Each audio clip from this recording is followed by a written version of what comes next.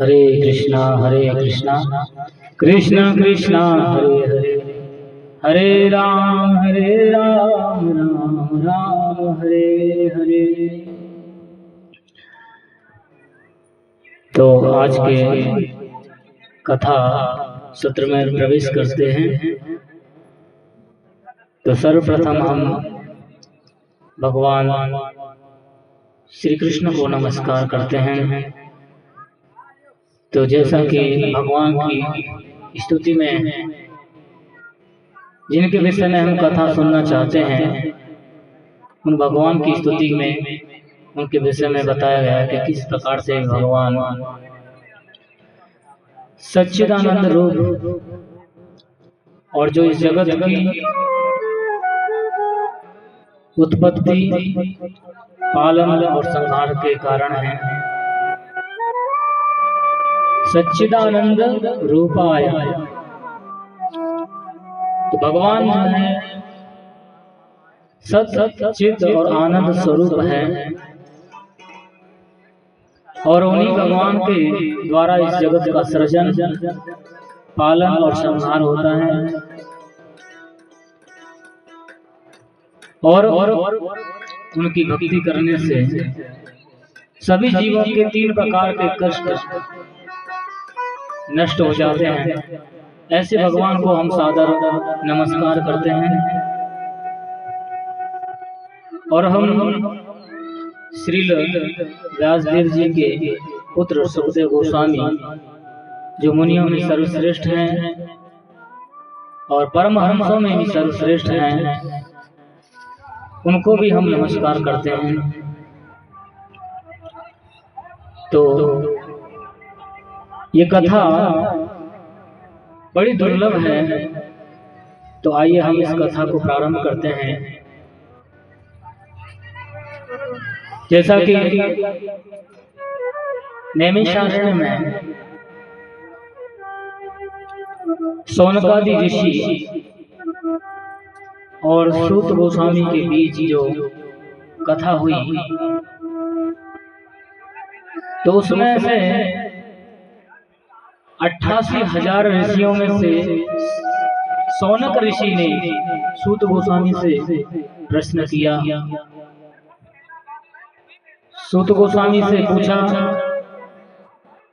हे सूत गोस्वामी, आपका ज्ञान जो है सूर्य के समान, करोड़ों सूर्य के समान आपका ज्ञान है, जो इस संसार के अंधकार को दूर कर सकता है। हमें आप ऐसी कथा सुनाइए जो भक्ति, ज्ञान और वैराग्य को बढ़ाने वाली हो। तो आप जानते हैं कि भागवत की कथा प्रथम बार जो है कहाँ हुई थी, लेकिन ये सूत गोस्वामी जो है उस समय की कथा को सुनाते हैं जब उन्होंने परीक्षित और सुखदेव गोस्वामी के बीच में सुनी थी। लेकिन उससे पहले ये इस भागवत की महिमा का वर्णन करते हैं कि ये कितना महत्वपूर्ण है, और इसकी प्रशंसा करते हैं। तो सुखदेव गोस्वामी से जो कथा सुनी थी, उससे पहले उस कथा की महिमा का वर्णन करते हैं कि ये जीवों के लिए कितनी दुर्लभ है। तो जब उन्होंने ये प्रश्न किया कि जो लोगों के जो विवेक है, बुद्धि है, उसकी ज्ञान है, भक्ति है, उसको बढ़ाने वाली कोई कथा सुनाई है। तो फिर सूत गोस्वामी कहते हैं कि शौनकादि ऋषियों, मैं आपको वही कथा सुनाऊंगा जो सुखदेव गोस्वामी ने सुनाई थी, और ये भागवत की कथा है। और फिर इसके बाद इस कथा की महिमा बताना प्रारंभ करते हैं। देखिए, सुखदेव गोस्वामी ने इस कलयुग के अंधकार से मुक्त करने के लिए और जो कलयुग में जो काल रूपी जो सर्प है उसने लोगों को डस लिया है, उसके उपचार के लिए इस श्रीमद् भागवत की रचना की या इस कथा को कहा। तो सुखदेव गोस्वामी इस कथा की महिमा बताते हुए कहते हैं कि देखिए मुनि सौनक जी, जब ये कथा परीक्षित महाराज को सुनाई जा रही थी तो उस समय देवताओं को इस बात का पता चला कि परीक्षित महाराज को भगवान की कथा श्रीमद् भागवत कथा अमृत का पान किया जाने वाला है। तो देवताओं ने सोचा कि क्यों ना हम परीक्षित की तो 7 दिन में तक्षक सागर सर्प से डसने के कारण मृत्यु होने वाली, इसलिए वे कथा सुनना चाहते हैं। तो हम क्या करते हैं, हम उनको अमृत देते हैं। जो स्वर्ग में जो अमृत था देवताओं के पास, देवता ने बोला उनको हम अमृत दे देंगे और कथा हम सुनेंगे। और सारे देवता जो है सुखदेव गोस्वामी के पास आते हैं जहां पर कथा हो रही थी और कलश लेकर कहते हैं कि हे सुखदेव गोस्वामी, आप ये कथा हमें सुनाइए, इस कथा अमृत को हमें सुनाइए और परीक्षित महाराज को ये अमृत दीजिए। तो सुखदेव गोस्वामी ने परीक्षित महाराज को जब ये कथा सुना रहे थे तो देवताओं को जब इस प्रकार की बातें करते हुए सुना तो सुखदेव गोस्वामी ने कहा, अरे देवताओं, क्या आप इस कथा अमृत की तुलना इस संसारिक एक स्वर्ग के अमृत से कर रहे हैं? ये कथा बड़ी दुर्लभ है। उन्होंने कहा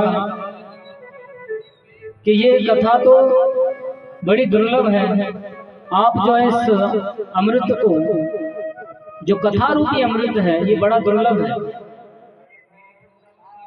तो उस समय सुखदेव गोस्वामी कहते हैं देवताओं से, क्व कथा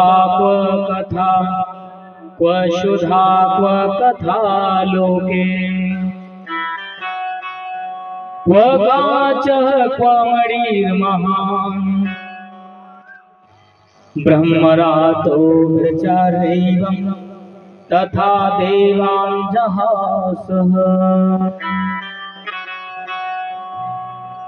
उस समय सुखदेव गोस्वामी ने कहा, हे देवताओं, कहाँ ये कथा अमृत और कहाँ ये आपका स्वर्ग का अमृत, इसकी तुलना आप इस भागवत कथा रूपी अमृत से कर रहे हो? अरे ये संसार का जो अमृत है ये तो एक कांच के समान है, लेकिन ये भगवान की कथा तो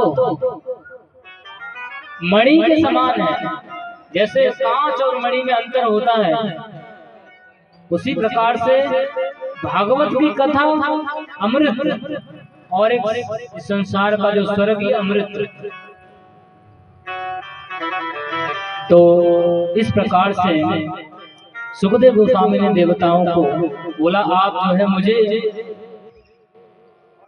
जो है मूर्ख बनाना चाहते हो और बदले में मुझे मेरे से जो है ये कथा रूपी अमृत ले जाते हो, मुझे असली चीज नकली चीज देकर असली ले जाना चाहते हो। लेकिन मैं इतना मूर्ख नहीं हूँ, इसलिए आप जो है इसके योग्य नहीं हो, पात्र नहीं हो। इसके लिए तो भक्ति की आवश्यकता है, श्रद्धा की आवश्यकता है।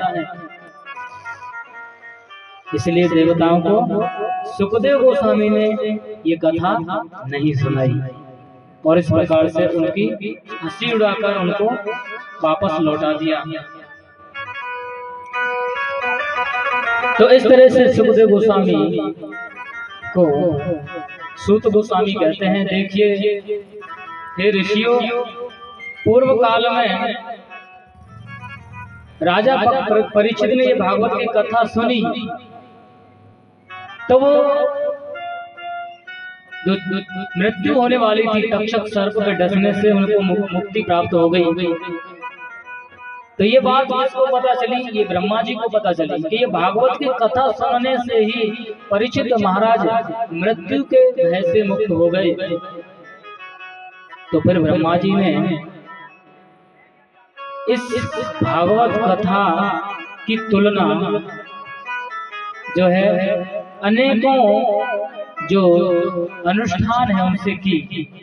उन्होंने एक तराजू लिया। ब्रह्मा जी ने क्या किया? अपने ब्रह्मलोक में एक तराजू लिया और उस तराजू में एक साइड में तो भागवत रखी और दूसरी साइड में उन्होंने बहुत सारे जो अनुष्ठान है, व्रत है, तपस्या है, साधन है, जितने भी जो पुण्य कार्य है, धार्मिक अनुष्ठान है, उन सभी को एक साइड में रखा। लेकिन ब्रह्मा जी ने देखा कि भागवत जो है वो सबसे भारी निकला। तो फिर इस बात को देखकर सारे ऋषि मुनि बड़े आश्चर्यचकित हुए, कहने लगे ये तो बहुत महत्वपूर्ण है, इसकी बराबरी में तो इस संसार का कोई भी धार्मिक कार्य से इसकी तुलना नहीं की जा सकती। इस प्रकार से सुखदेव गोस्वामी, सूत गोस्वामी जो है शौनक आदि ऋषियों से एक कथा सुनाते हैं। इसकी महिमा को और आगे बढ़ाते हुए, भागवत की महिमा को बढ़ाते हुए वे कहते हैं कि मैं आपको एक कथा सुनाता हूँ जो वास्तव में सप्ताह विधि के द्वारा सुनी जाती है। पूर्व काल में सनकादि जो 4 कुमार हैं उन्होंने नारद मुनि को ये भागवत की कथा सुनाई थी। तो मैं आपको इस वृत्तांत को सुनाता हूँ।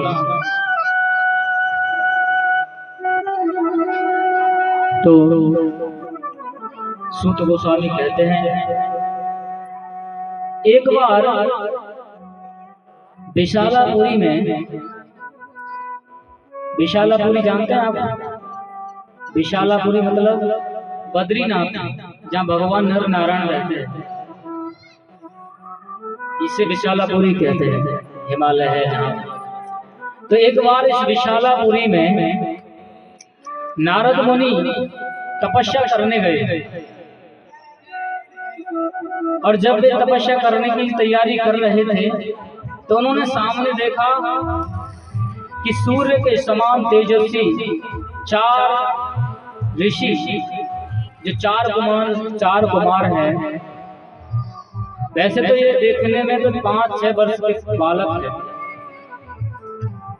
लेकिन ये आयु में तो शिव जी से भी बड़े हैं। शिव जी के बड़े भाई हैं ये 4 कुमार।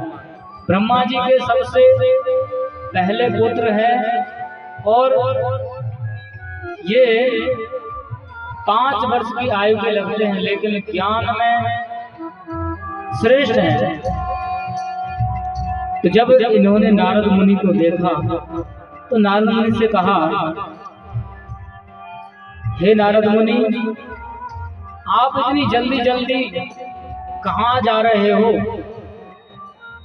आपके चेहरे से तो लगता है आप बहुत दुखी हो, उदास हो और आप बहुत चिंताग्रस्त हो रहे हो, और आप उस व्यक्ति के समान दिखाई दे रहे हो जैसे जिसका धन लुट जाता है। किसी की चोरी हो गई, उसके बाद वो बहुत चिंता में रहता है। तो कह रहे आप जैसे विरक्त महात्मा के लिए ये शोभा नहीं देता है, आप इतने दुखी क्यों हो? ये 4 कुमार जो है नारद मुनि से इस प्रकार की जिज्ञासा कर रहे हैं। तो नारद मुनि कहते हैं, हे मुनियों, आपको मेरा प्रणाम। आपने जो कुछ पूछा है मैं सब आपको बताऊंगा अपना, लेकिन आपके दर्शन से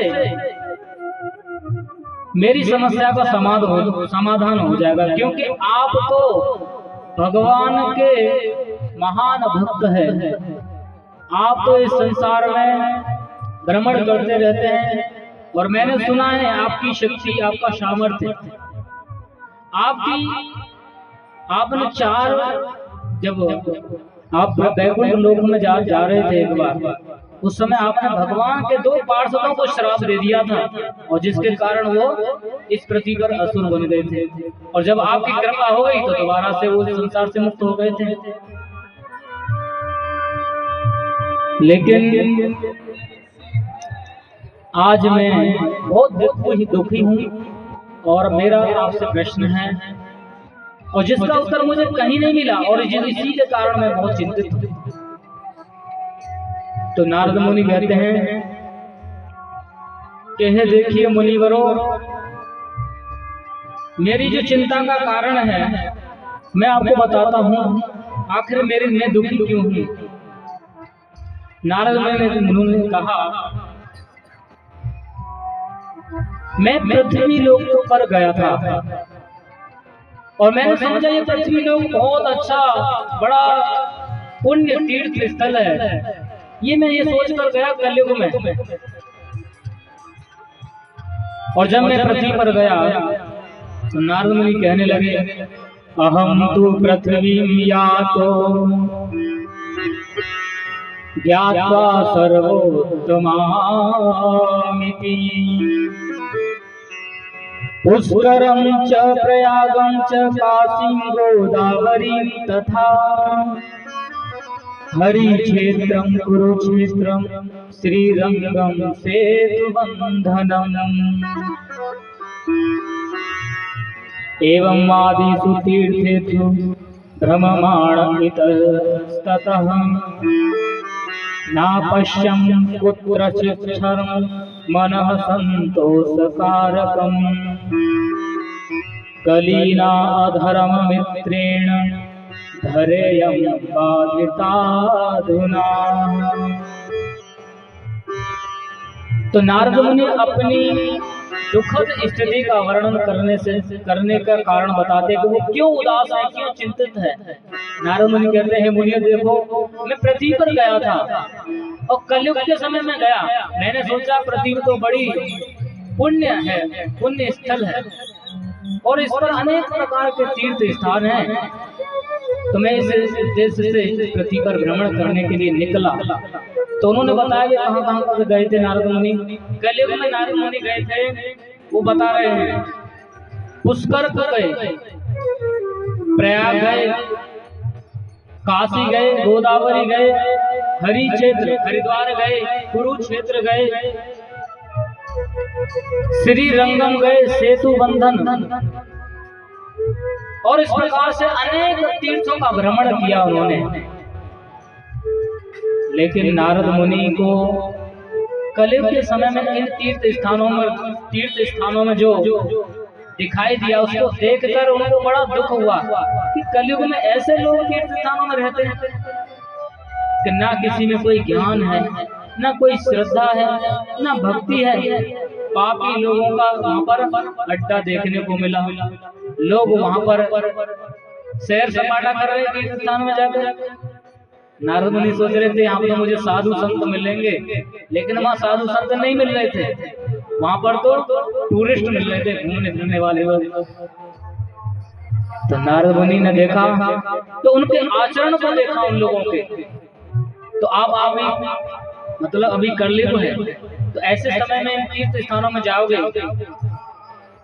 जैसा आप चाहते हो वैसा आपको देखने को नहीं मिलेगा। तो नारद मुनि ने क्या किया और देखा कि लोगों के अंदर स्वच्छता नहीं है, दया नहीं है, लोग अस्वच्छ थे वहां पर, और उनके अंदर दया भावना दिखाई नहीं दे रही थी। और वे कलयुग के प्रभाव के कारण उनके अंदर से दया, दान, पवित्रता और सारे लोगों का व्यवहार देखा कि वो किस उद्देश्य के लिए अपना जीवन जी रहे हैं। उनका एकमात्र उद्देश्य था केवल पेट भरना, खाना कमाना बस। और इसके अलावा उन्होंने देखा कि तीर्थ स्थानों में लोग जो है अनेक प्रकार के पाप कर रहे हैं और कोई भी व्यक्ति अपने जीवन के विषय में जानना नहीं चाहता। तो इस प्रकार से नारद मुनि ने जब ये दृश्य देखा तो वो बहुत दुखी हुए। तो नारद मुनि बोले, ठीक है, पृथ्वी पर तो कोई जगह ठीक नहीं है। तो घूमते घूमते उन्होंने देखा कि वृंदावन वह स्थान है जहां पर भगवान की लीला हुई थी। शायद वहां पर कुछ उनको ज्ञान या कुछ भक्ति या साधु संत मिल सकते हैं। इस उद्देश्य से नारद मुनि कहां पर आ गए? घूमते घूमते वृंदावन। तो ये वृंदावन जो है कलयुग में विशेष स्थान है और यहाँ पर लोग जो बड़े भक्ति भाव से इकट्ठे होकर कथाएं करते हैं, कीर्तन करते हैं, भगवान की पूजा करते हैं। तो नारद मुनि ने जब वृंदावन में आए तो उनको बड़ा अच्छा लगा, थोड़ा सा कुछ अच्छा लगा कि चलो यहाँ कम से कम भगवान यहाँ पर 5000 साल पहले लीला करके गए थे, चलो ऐसा स्मरण करके हमें कुछ आनंद मिलेगा। तो फिर घूम रहे थे, फिर भी उन्होंने देखा कि ज्यादा अच्छे लोग तो फिर भी नहीं थे वृंदावन में भी, लेकिन उन्होंने एक दृश्य देखा। यमुना जी के तट पर जब नारद मुनि पहुंचे तो उन्होंने देखा कि एक युवती, एक सुंदर स्त्री अपने पास 2 व्यक्तियों को लेकर बैठी हुई है और दो जो व्यक्ति थे वो बूढ़े थे, वृद्ध और मूर्छित अवस्था में, अचेत अवस्था में पड़े हुए दोनों। और वो स्त्री थी, जो युवती थी, वो बहुत सुंदर थी और उसके पास और भी स्त्रियां बैठी थी। तो नारद मुनि ने जब देखा कि 2 व्यक्ति तो वृद्ध है, बीमार है, मूर्छित है और एक स्त्री सुंदर युवती जो है हमें लेकर बैठी है, उनकी सेवा कर रही है और उन्हें होश में लाने का प्रयास कर रही है। तो नारद मुनि देख रहे थे उसकी तरफ। उसी समय उस युवती ने नारद मुनि से कहा, हे महात्मा जी, आपका स्वागत है, आपको नमस्कार है, आप आइए आइए, आप थोड़ा सा हमारे पास आइए, जैसे बुलाया उस युवती ने। तो उन्होंने कहा, हे नारद जी, आप तो बहुत बड़े भक्त, भगवान के बहुत बड़े संत हो और आप जैसे संतों के दर्शन से ही लोगों के पाप नष्ट हो जाते हैं। आप थोड़ा सा आइए, मेरे भी कुछ कष्ट दूर कर दीजिए। हे नारद मुनि, मैं जो है बहुत दुखी हूँ। तो नारद मुनि ने पूछा, हे देवी, आप ये बताइए, आप हो कौन और आपके पास लेटे हुए 2 वृद्ध, कमजोर और मूर्छित अवस्था में पड़े हुए 2 व्यक्ति कौन है और ये आपका इनसे क्या संबंध है? और ये आपके पास जो और स्त्रियां बैठी है, ये कौन है? नारद मुनि ने कहा, इस प्रकार से जब पूछा तो उस युवती ने कहा, हे नारद मुनि, मैं भक्ति देवी हूँ और ये 2 पुत्र, ये मेरे 2 पुत्र हैं, उनका नाम है ध्यान और वैराग्य। और मैं आपको बताना चाहती हूँ, मेरे पास जो स्त्रियां बैठी हैं, ये गंगा आदि नदियां हैं और इन सभी की सेवा मुझे प्राप्त हुई है, लेकिन इससे भी मुझे कोई सुख नहीं मिला। मेरे दुख का कारण यह है कि मेरे ये 2 पुत्र ज्ञान और वैराग्य बूढ़े हो गए हैं, ये मूर्छित हैं, ये अचेत अवस्था को प्राप्त हो गए हैं, लेकिन मैं ये समझ नहीं पा रही ऐसा क्यों हो गया है। हम तो तीनों एक साथ रहते हैं, मैं इनकी माता हूँ, ये मेरे दोनों पुत्र हैं होना तो ये चाहिए था कि माता को बूढ़ा होना चाहिए, पुत्रों को जवान होना चाहिए, लेकिन ये तो उल्टा हो गया यहाँ पर नारद मुनि। मैं युवती हो गई, मेरे पुत्र दोनों बूढ़े हैं, ये कैसे हुआ? और इसका कारण मैं बताती हूँ ऐसा कैसे हुआ। मेरी थोड़ा व्यथा सुनो, मेरी कथा सुनो। हे नारद मुनि, मैं दक्षिण भारत में जन्म हुआ था मेरा, और जब मैं दक्षिण भारत से कर्नाटक में आई तो वहां पर मैं बड़ी हुई। महाराष्ट्र में मेरा थोड़ा सा सम्मान हुआ था, लेकिन जब गुजरात में चली गई तो वहां पर कलयुग के पापों से, अनेकों पाखंडों से मुझे नष्ट भ्रष्ट कर दिया गया, और इस प्रकार से हम तीनों ही वहां पर बूढ़े हो गए, कमजोर हो गए। और फिर मैंने सोचा अब मेरा कैसे कल्याण होगा, इसलिए मैं वृंदावन को आ गई। जैसे मैं वृंदावन आई, हे नारद मुनि, मैं तो युवती हो गई, लेकिन मेरे ये दोनों पुत्र ऐसे, जो गुजरात में जो हाल हुआ उनका, वो वृंदावन में भी ऐसे ही है। हे नारद मुनि, आप तो सभी जीवों के कष्टों को दूर कर देते हो, सभी समस्याओं का हल कर देते हो, आप इसका उपाय बताओ कि मेरे ये पुत्र बूढ़े क्यों हो गए हैं। नारद मुनि ने जब ये सुना, नारद ने कहा, अच्छा हे भक्ति देवी, आप भक्ति हो? तो फिर उन्होंने बताया इसका कारण क्या, मैं बताता हूँ। हे देवी देखो, इसका कारण है कि इस समय कलयुग आ गया है, ये सब कलयुग के कारण हुआ है। आप जानती हो हे भक्ति देवी, इस कलयुग के कारण लोग अनेकों प्रकार के पापों में लगे रहते हैं, और अनेकों पाखंडों का, दिखावा का लोग जो है आचरण करते हैं। मंदाः सुमंदमतयः मंदभाग्याहि उपद्रताः। नारद मुनि ने कहा, हे देवी देखो, इस कलयुग में लोगों का क्या हाल हो गया है। मंदाः सुमंदमतयः, लोग बहुत आलसी हो गए हैं, और सुमंदमतयः लोग जो है पाखंड को बढ़ावा देने के लिए बहुत प्रयास करते हैं। जो असली चीज है उसको नहीं तो बचाते, पाखंड को तो बहुत ज्यादा बढ़ावा देते हैं। मंद भाग्य, और उनके जीवन में कोई अच्छी चीज होती ही नहीं।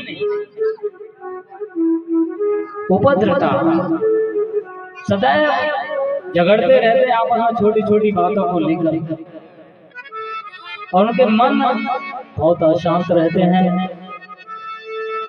और ये स्थिति पैदा होने के कारण कलयुग में लोगों के अंदर जो ज्ञान है, वैराग्य है, ये सब भावना समाप्त हो गई। न कोई तप करता है, न कोई ज्ञान प्राप्त करता है, न कोई योग का आचरण करता है। इस प्रकार से लोग जो है असुरों की भांति अघासुर से जैसे बन गए हैं।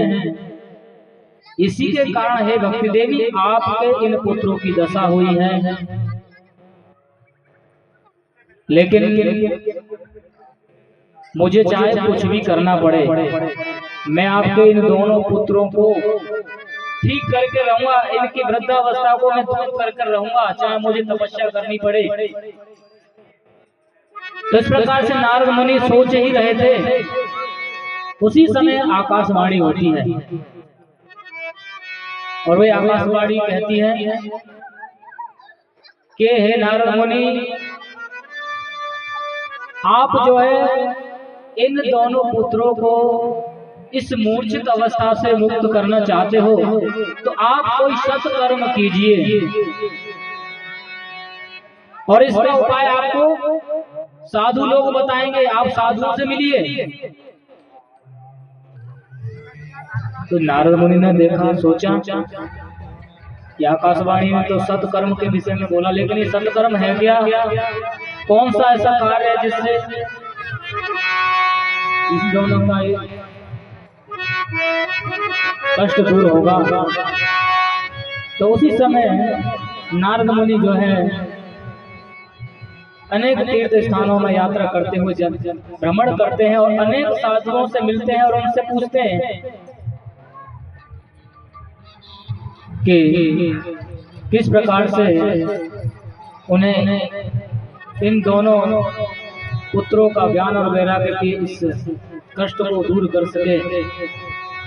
तो नारद मुनि ने रास्ते में मिलने वाले लोगों से पूछा कि दी देखो, भक्ति देवी के जो दो पुत्र है ज्ञान और वैराग्य, वो बूढ़े हो गए हैं और ऐसा आकाशवाणी ने कहा है कि कोई सत्कर्म करना चाहिए। अगर आपको कोई पता हो सत्कर्म तो बताइए, मैं तो सब कुछ जानता हूँ लेकिन मुझे नहीं पता, आप लोग जानते हो तो बताओ।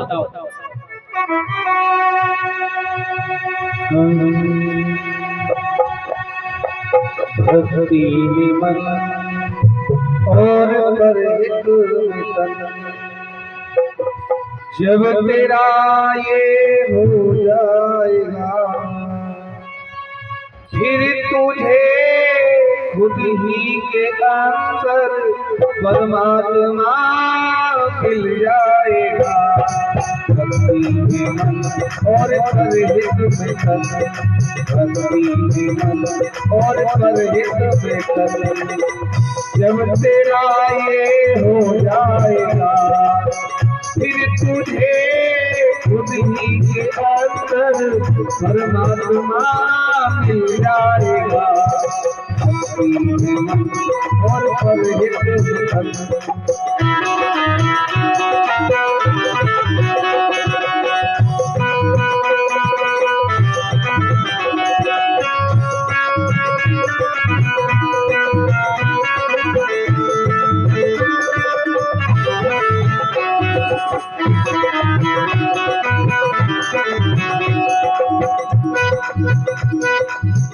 जिंदगी का क्या भरोसा, आज है कभी को नहीं।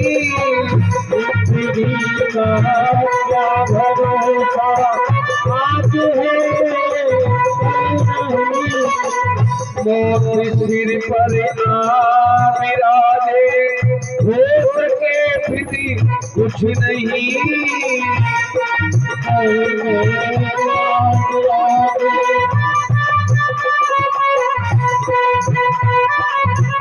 वक्त रह कर खोल आँखें, वरना फिर तू पछताएगा। भक्ति में मन और परहित में तन, भक्ति में मन और परहित में तन, जब तेरा ये हो जाएगा फिर तुझे खुद ही के अंदर परमात्मा मिल जाएगा। भक्ति में मन और परहित में तन, भक्ति में मन और परहित में तन।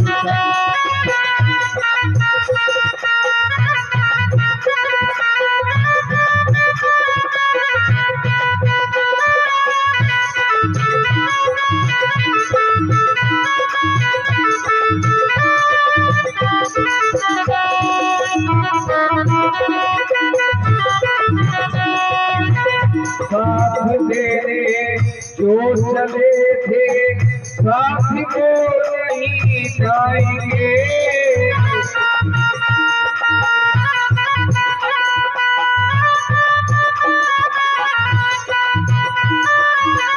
डाल कर तुझको चिता में लौट घर को आएंगे।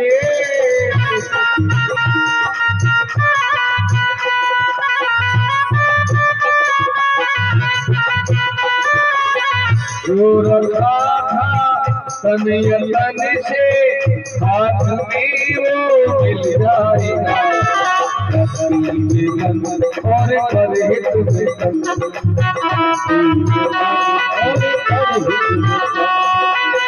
जब तेरा ये हो जाएगा फिर तुझे खुद ही के अंदर परमात्मा मिल जाएगा।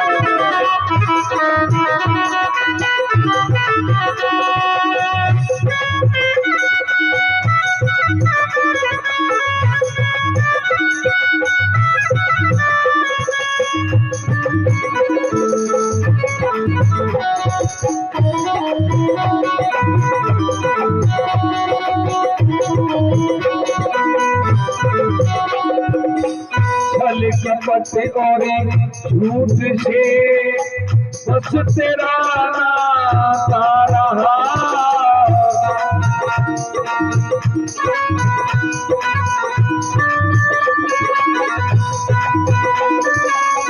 दीन दुखिया निर्मलों को तू सताता ही रहा।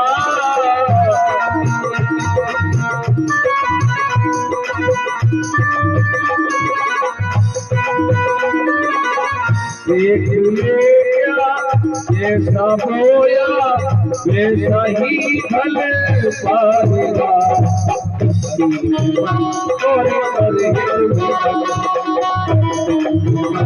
और हित में जब तेरा ये हो जाएगा फिर तुझे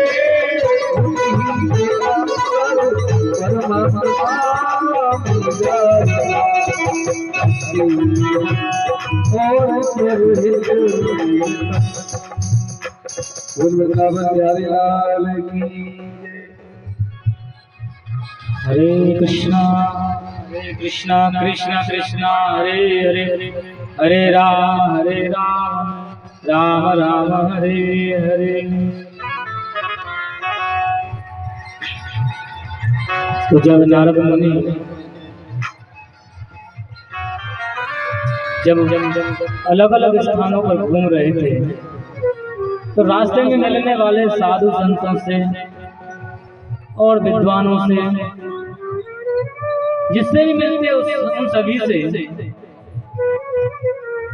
इस विषय की चर्चा करते हैं। और सभी से हो सके तो वो साधारण लोगों से भी पूछने लगे, भाई आपने कुछ सब सीखा सुना हो तो बता दो हमें ये उपाय कि भक्ति के दो पुत्र जो वृद्ध हो गए हैं उन्हें मुक्त करने का उपाय बताओ, उनसे जवान कैसे होंगे फिर से।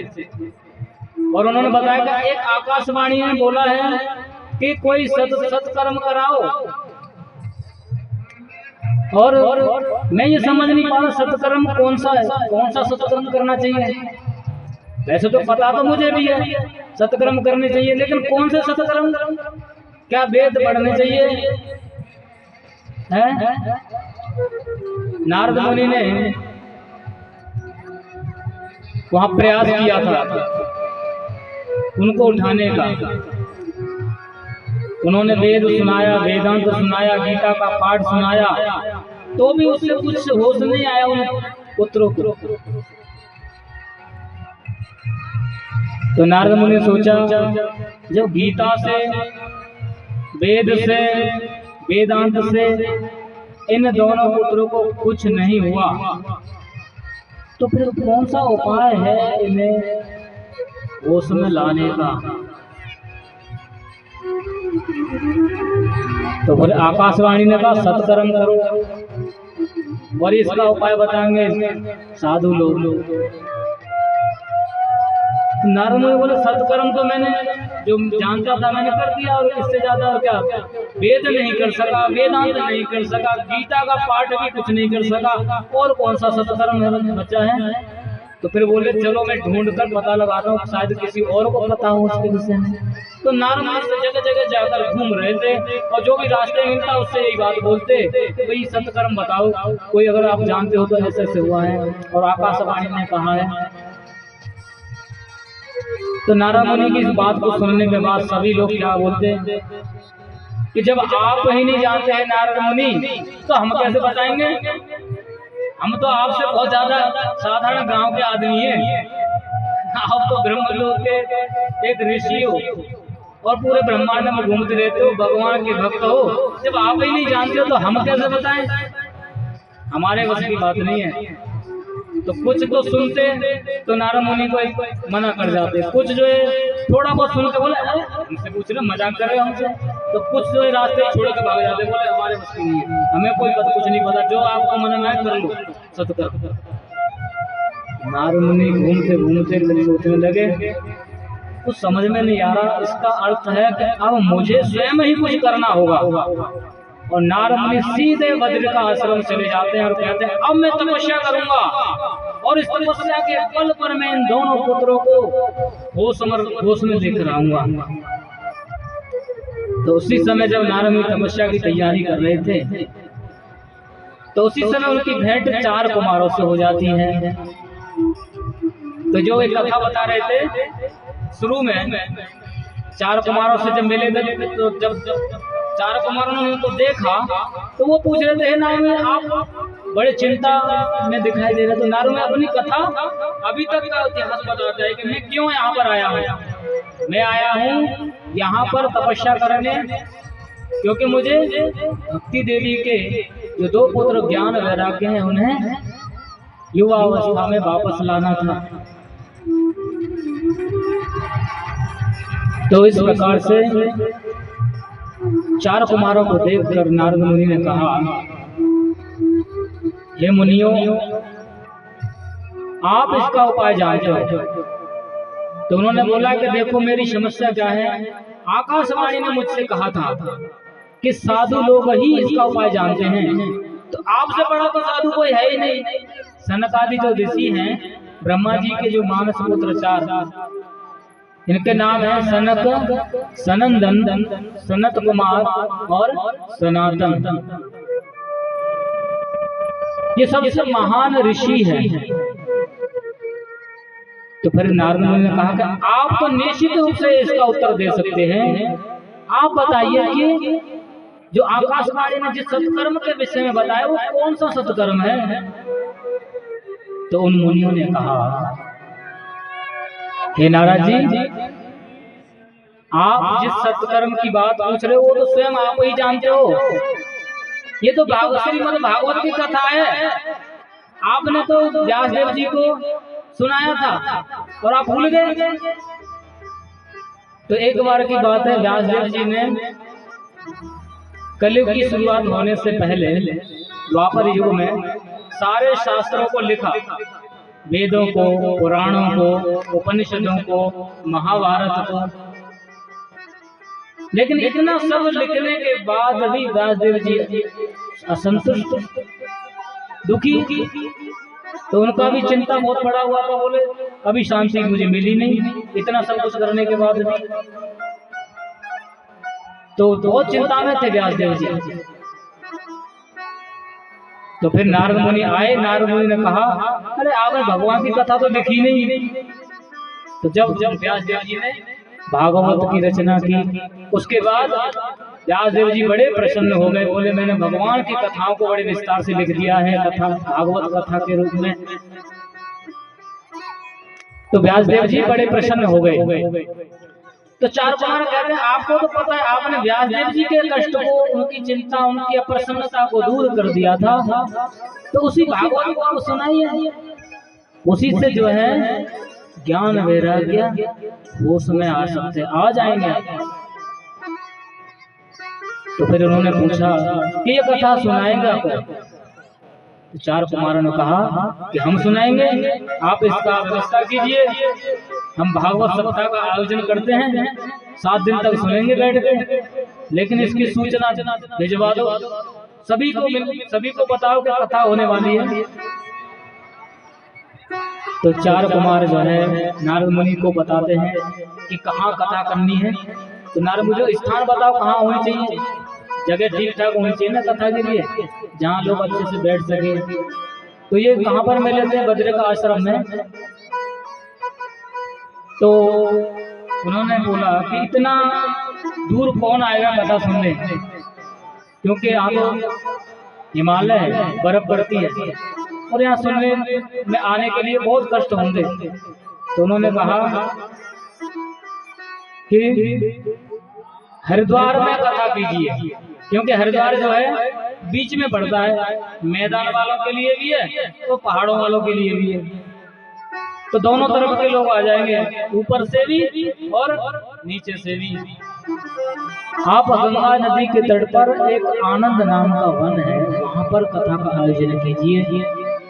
वह गंगा जी बहती है और शुद्ध जल है, वहां पर हरे भरे वृक्ष हैं, वहां पर सुंदर वन है, वहां पर कथा कीजिए। और आप संपूर्ण जीवों को, सभी ब्रह्मांड के जीवों को निमंत्रण भिजवा दीजिए कि वहां पर भगवान की कथा होगी। तो इस प्रकार से नारद मुनि ने इस कथा का आयोजन किया और इस कथा को सुनने के लिए देखो कैसे, जब सभी को पता चला कि भागवत की कथा प्रारंभ होने वाली है,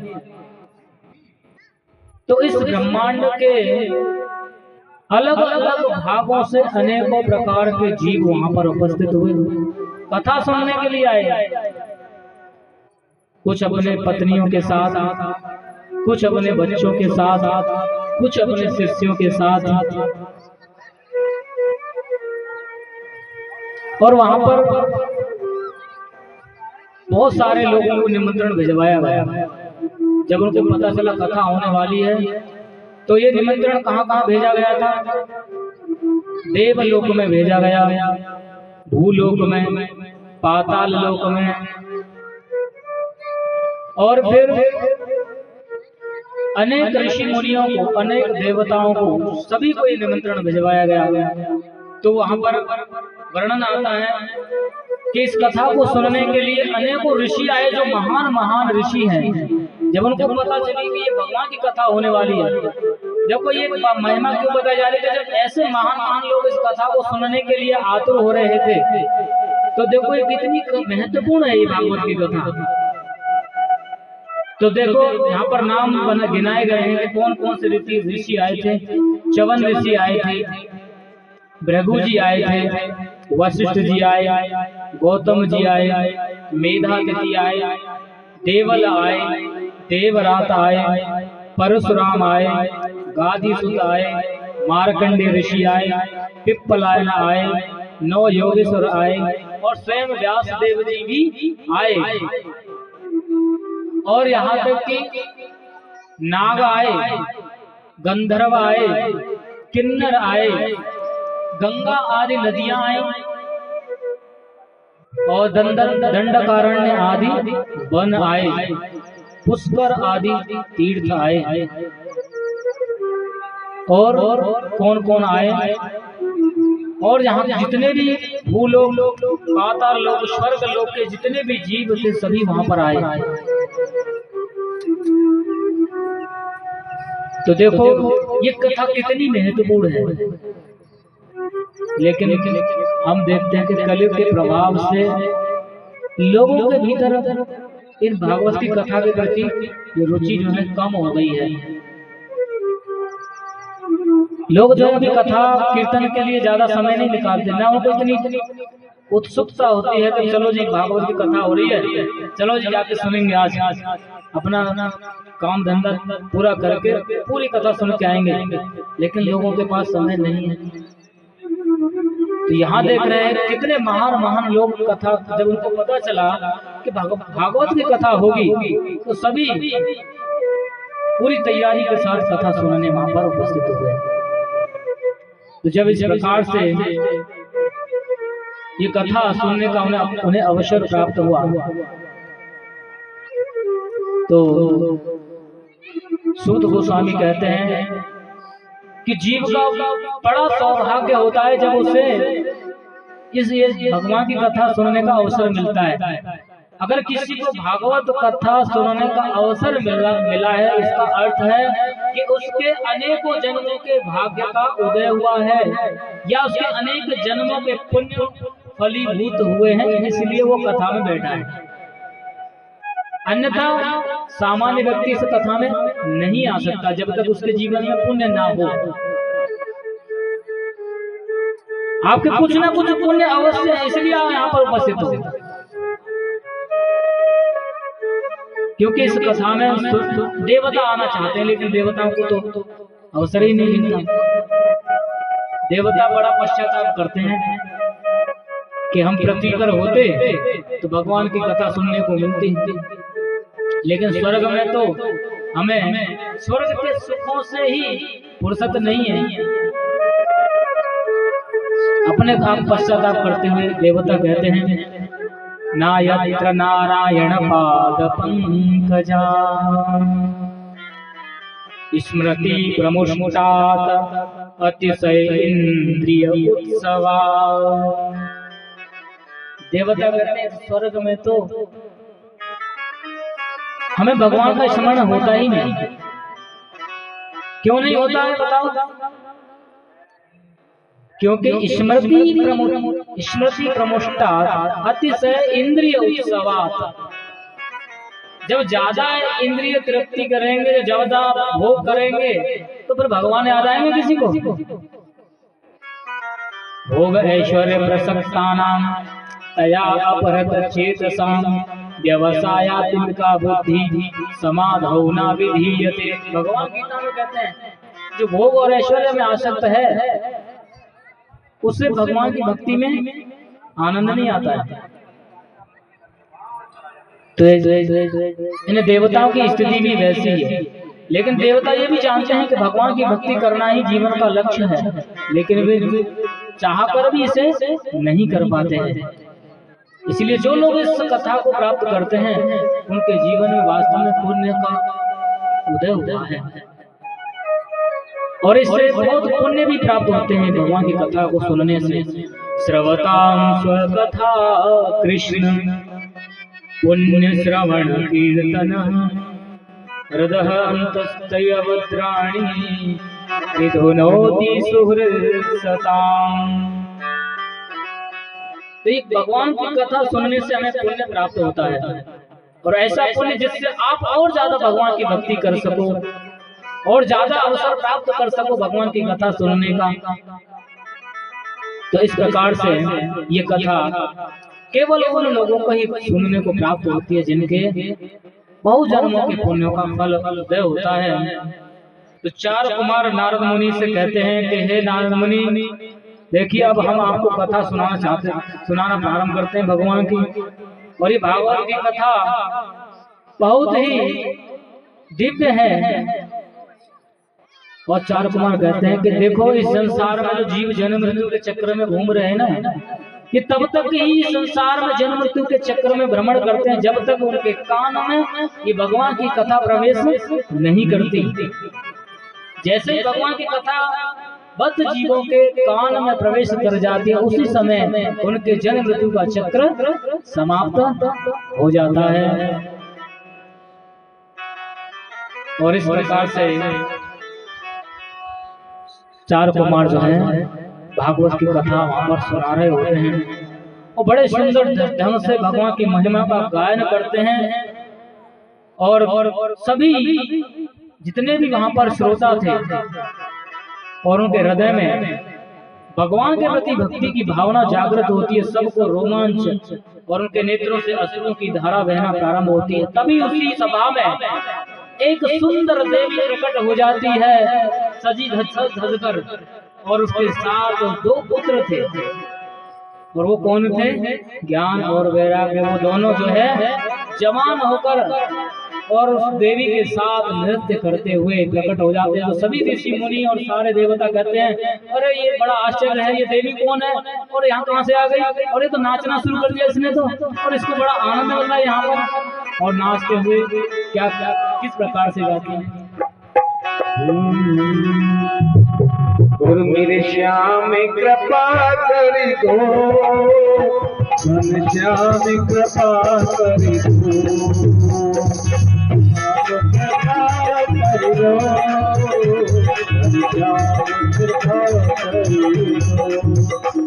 मेरे श्याम कृपा कर दो, मन श्याम कृपा कर दो,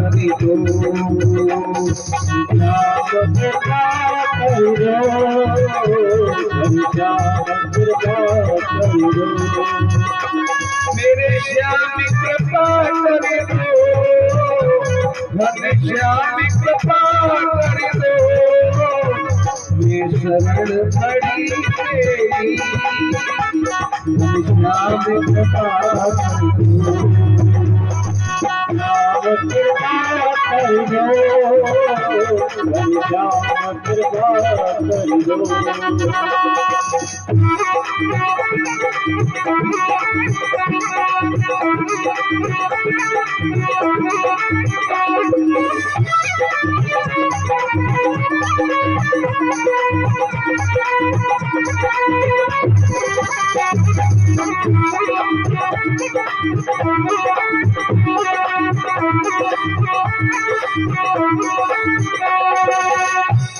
तेरी मेहरबानी का है बोझ कितना, मेहरबानी का है बोझ कितना, तेरी मेहरबानी का है बोझ कितना, तेरी मेहरबानी का है बोझ कितना, जिसे मैं उठाने के काबिल नहीं हूँ, उठाने के काबिल नहीं हूँ, जिसे मैं उठाने के काबिल नहीं हूँ, जिसे मैं उठाने के काबिल नहीं हूँ। मैं आ तो गई हूँ मगर जानती हूँ, मैं तो गई हूँ मगर जानती हूँ, तेरे दर पे आने के काबिल नहीं हूँ, तेरे दर पे आने के काबिल नहीं हूँ, तेरे दर पे आने के काबिल नहीं हूँ, तेरे दर पे आने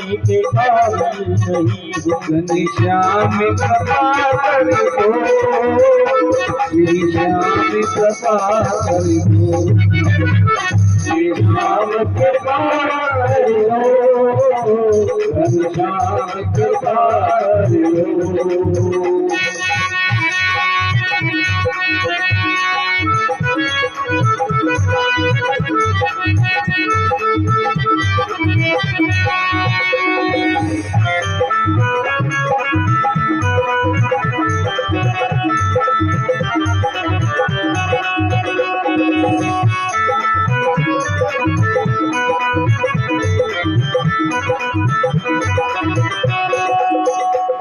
जमाने की चाहत ने मुझको रुलाया, जमाने की चाहत ने मुझको बुलाया, जमाने की चाहत ने मुझको रुलाया, जमाने की चाहत ने मुझको बुलाया, तेरा नाम हरगिज़ जुबां पे न आया, तेरा नाम हरगिज़ जुबां पे न आया, वफादार तेरी गुनहगार हूँ मैं, वफादार तेरी गुनहगार हूँ मैं, तुम्हें मुँह दिखाने के काबिल नहीं हूँ, मुँह दिखाने के काबिल नहीं हूँ। श्री श्याम चले आओ, हम श्याम चले आओ, श्याम चले आओ, श्याम चले आओ, मैं शरण पड़ी तेरी, हम श्याम चले आओ, श्याम चले आओ, श्याम चले आओ।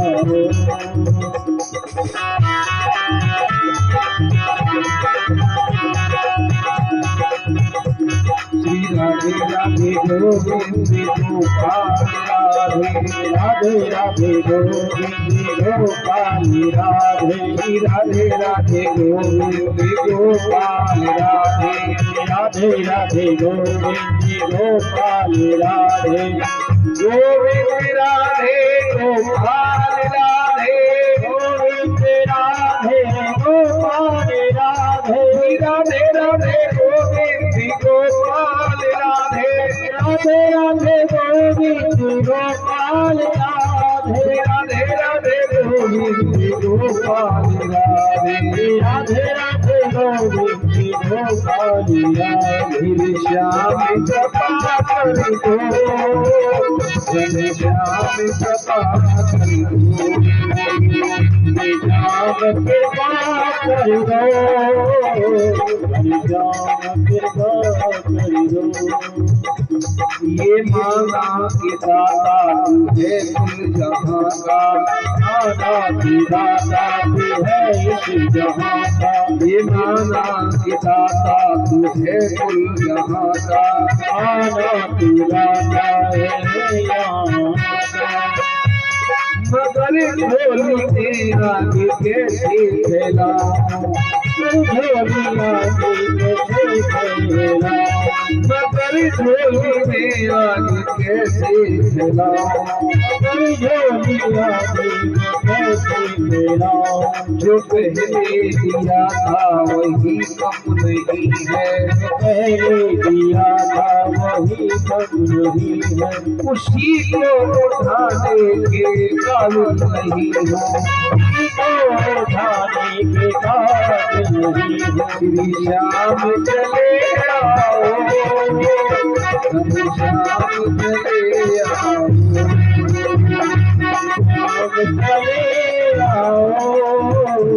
श्री श्याम चले आओ। हम शरण पड़ी तेरी, श्री श्याम चले आओ। शरण पड़ी तेरी, श्री श्याम चले आओ। हम शरण पड़े तेरी, श्री श्याम चले आओ। हम शरण पड़े तेरी, श्री श्याम चले आओ। बोल लाल की जय, बोल सतगुरु भगवान की जय, बोल काशी महाराज की जय। जय जय श्री राम। तो इस तरह से भक्ति देवी का जो कष्ट था वो नारद मुनि ने श्रीमद् भागवत की कथा सुनाकर दूर कर दिया था। भक्ति देवी के दोनों पुत्र ज्ञान और वैराग्य फिर से युवक हो जाते हैं और भक्ति आनंद के साथ नृत्य करते हुए, मां कीर्तन करते हुए भगवान के नामों का गायन करती हैं। श्री कृष्ण गोविंद हरे मुरारे, हे नाथ नारायण वासुदेवा, हे नाथ नारायण वासुदेवा, हे नाथ नारायण वासुदेवा। श्री कृष्ण गोविंद हरे मुरारे, हे नाथ नारायण वासुदेवा, हे नाथ नारायण वासुदेवा, हे नाथ नारायण वासुदेवा। श्री कृष्ण गोविंद हरे मुरारे, श्री कृष्ण गोविंद हरे मुरारे, हे नाथ नारायण वासुदेवा, हे नाथ नारायण वासुदेवा, हे नाथ नारायण वासुदेवा। हे नाथ श्री कृष्ण गोविंद हरे मुरारे, हे नाथ नारायण वासुदेवा। श्री कृष्ण गोविंद हरे मुरारे, हे नाथ नारायण वासुदेवा, नारायण वासुदेवा, हे नाथ नारायण वासुदेवा, हे नाथ नारायण वासुदेवा, हे नाथ नारायण वासुदेवा। श्री कृष्ण गोविंद हरि मुरारे, हे नाथ नारायण वासुदेवा।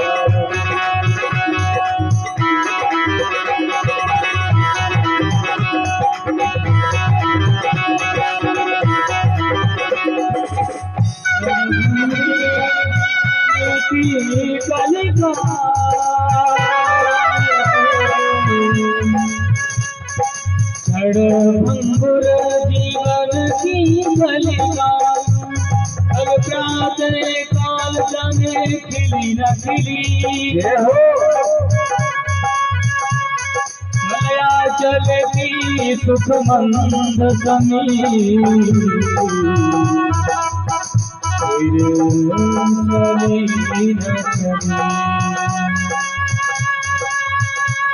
कलिकाल उठार लिए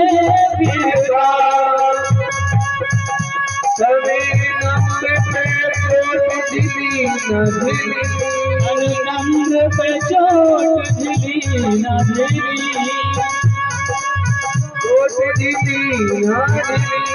अटले हरि नाम हरि रसना भजले हरि नाम हरि रसना मेरे अंत समय पहली नहीं मेरे अंत समय पहली नहीं मेरे अंत समय पहली नहीं मेरे अंत समय पहली नहीं श्री कृष्ण गोविंद हरे मुरारे हे नारायण वासुदेवा कृष्ण गोविंद हरे मुरारे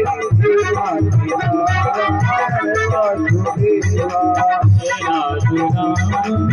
वासुदेवा हे नारायण वासुदेवा हे नारायण वासुदेवा बोल गोविंद भगवान की जय हो।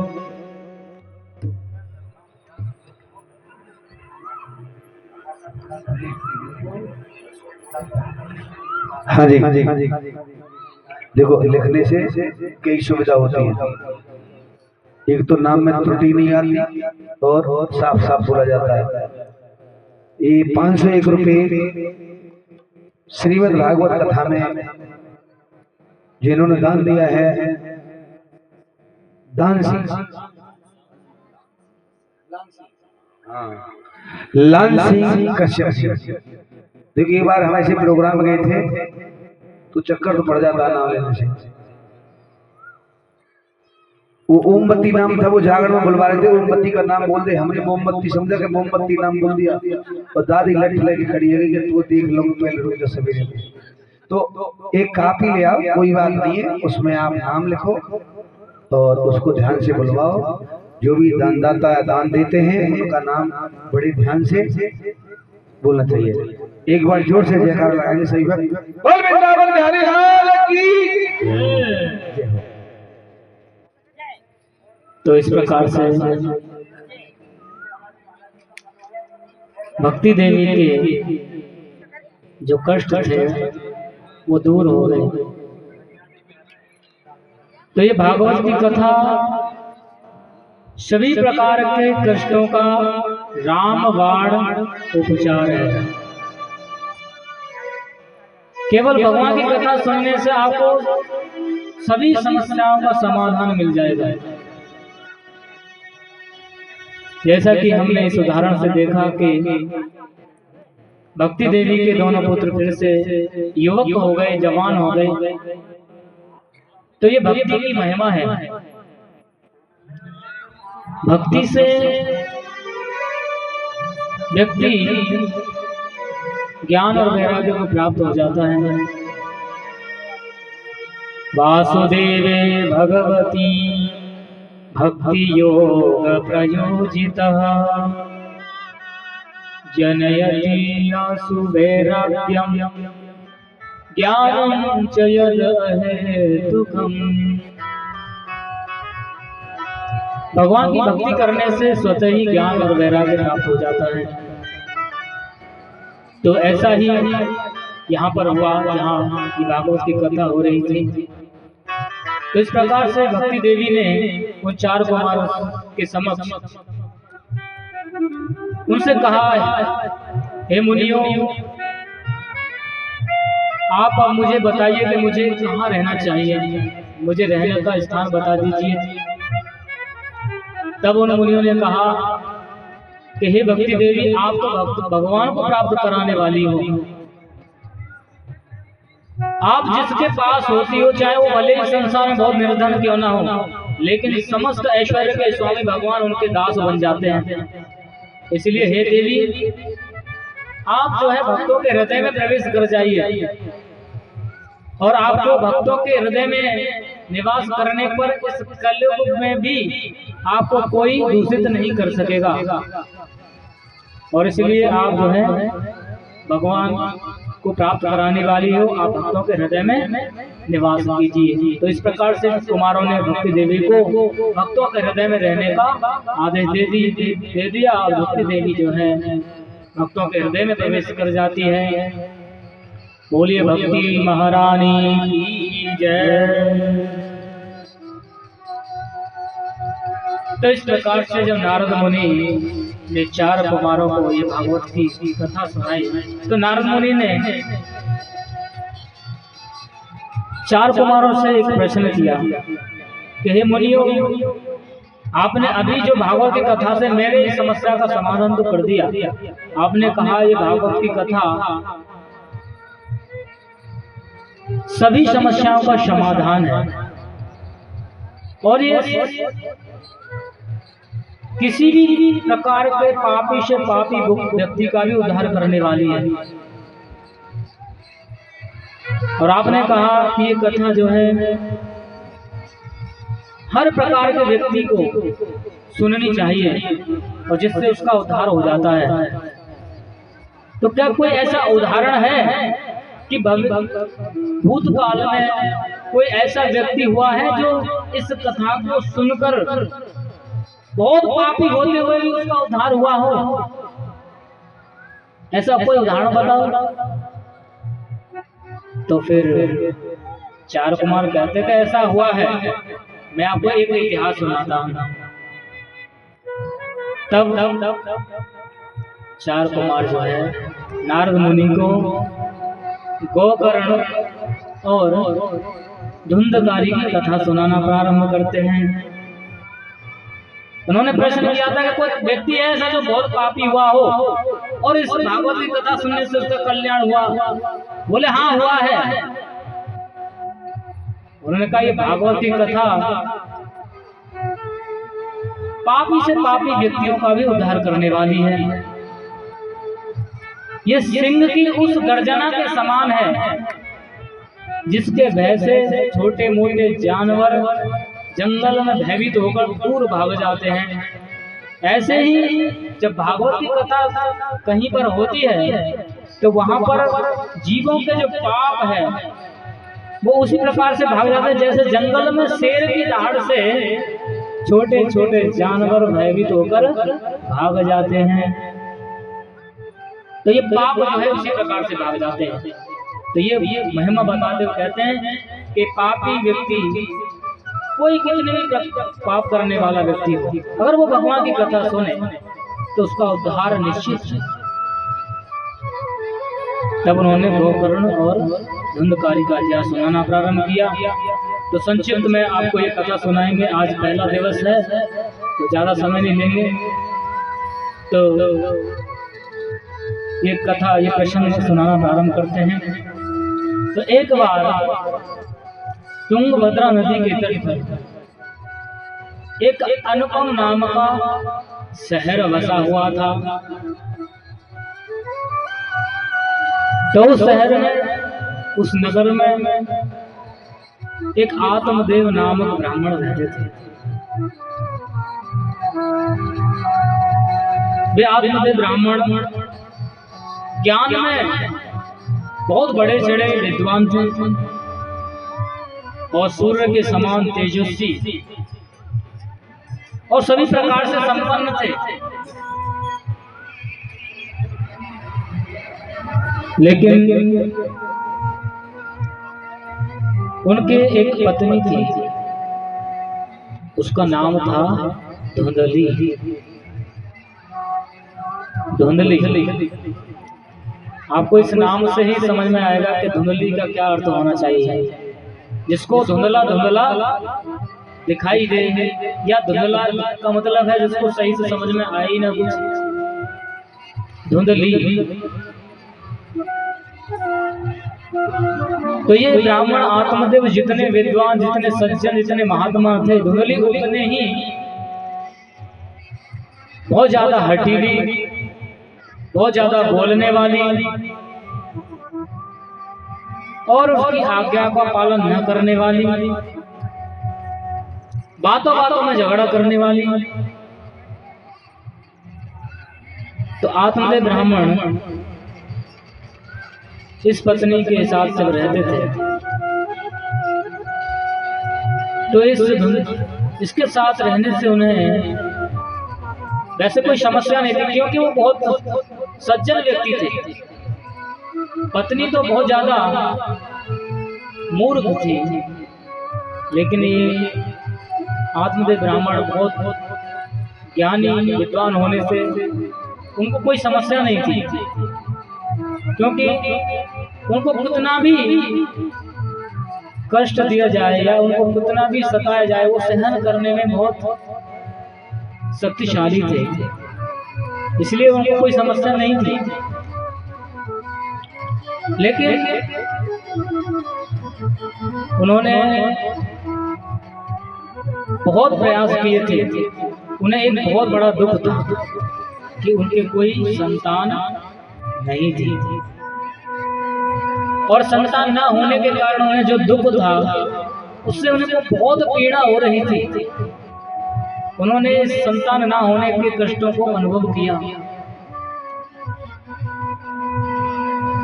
आत्मदेव ब्राह्मण जो है पिंड दान करते थे,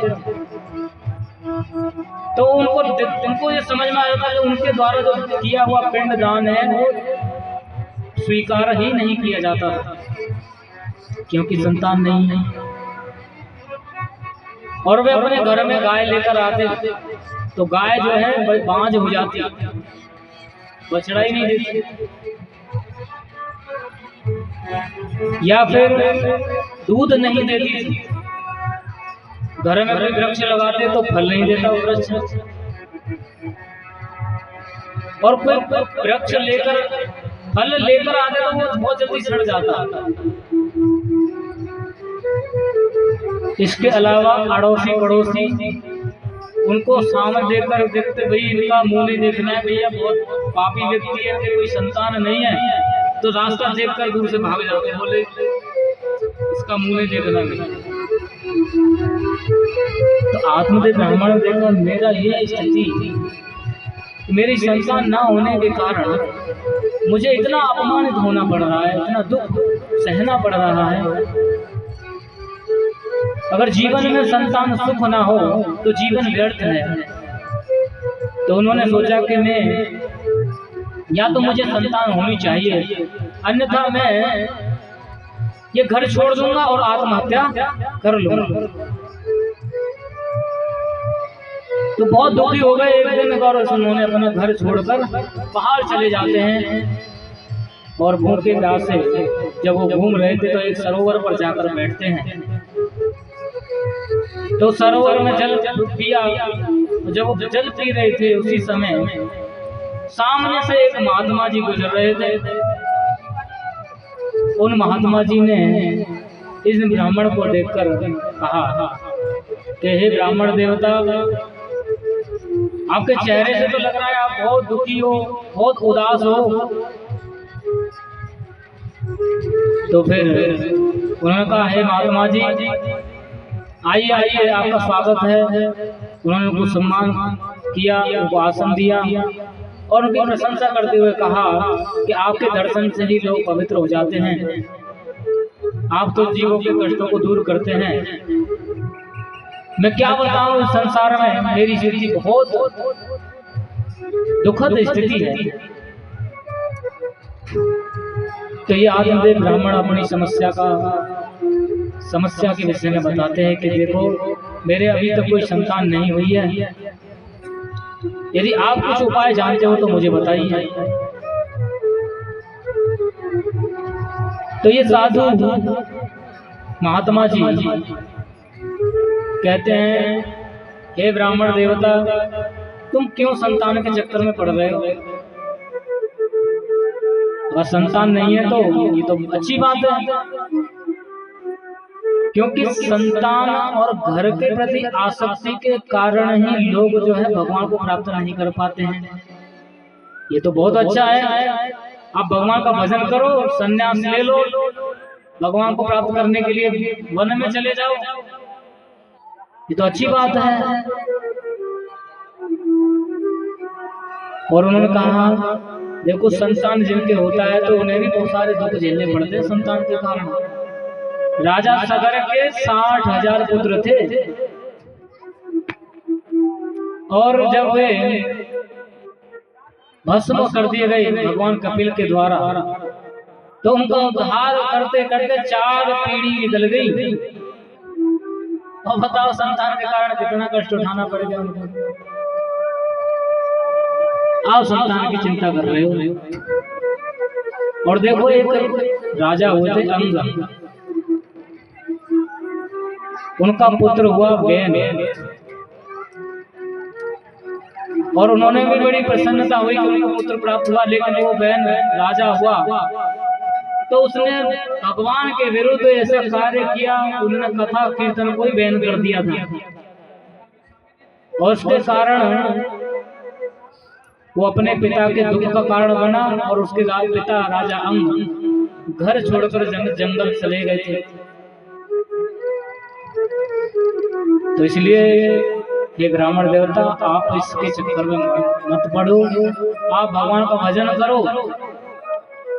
तो ऐसा सुनने के बाद ये ब्राह्मण देवता कहते हैं ये महात्मा जी देखो आप ये प्रवचन तो मुझे सुनाओ मत, क्योंकि ये सब तो मैं पहले से जानता हूँ, मुझे सब पता है।